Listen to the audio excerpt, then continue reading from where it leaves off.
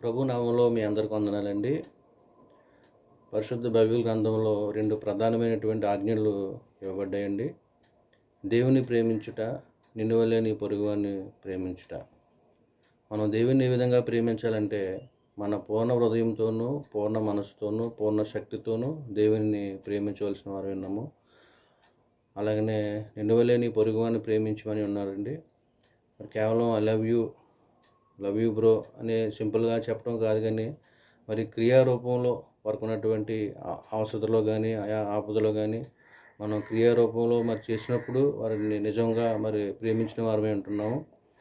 అలాగే దేవుని విషయంలో కూడా దేవాన్ని నిన్ను ప్రేమిస్తున్నటువంటి మాట మంచిదే, కానీ ఆయన ఆజ్ఞలను పాటించడం ద్వారా ఆయన వాక్యం ఏదైతే హెచ్చరిస్తుందో మానవులను, ఆ మాటలకు మనం విలువిచ్చినప్పుడు, విధేయత చూపినప్పుడు మరి దేవుని నిజంగా ప్రేమించేవారుగా ఉంటాం.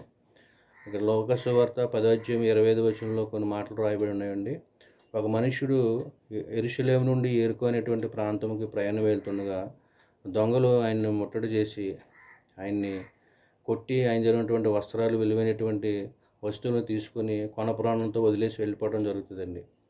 అప్పుడు ఒక మనుష్యుడు, యాజకుడు ఆ ప్రాంతం గుండా వెళ్తున్నప్పుడు ఆ పడి ఉన్నటువంటి మనిషిని చూసి పక్కగా వెళ్ళిపోవడం జరుగుతుందండి. అలాగే మరొక వ్యక్తి లేవీయుడు వస్తాడు, అతను కూడా అలాగనే చూసి వెళ్ళిపోతాడు. మరి చివరిగా ఈ సమయరుడు అనేటువంటి వ్యక్తి వచ్చి ఆయన దగ్గరికి వెళ్ళి ఆయన చూసి ఆయన మీద జాలిపడి కొంత పరిచయం చేయడం జరిగిందండి. అంతేకాకుండా తన వాహనం మీద ఎక్కించుకుని పూటకూలి వాని మరి దిగబెట్టడం జరిగింది. మరి కావాల్సినటువంటి ఖర్చులు కూడా ఇవ్వడం జరిగిందండి. ఇక్కడ మరి మానవుడిని నిజంగా ప్రేమించిన వ్యక్తి సమరయుడు, మంచి సమరయుడిగా కనపడుతున్నాడండి.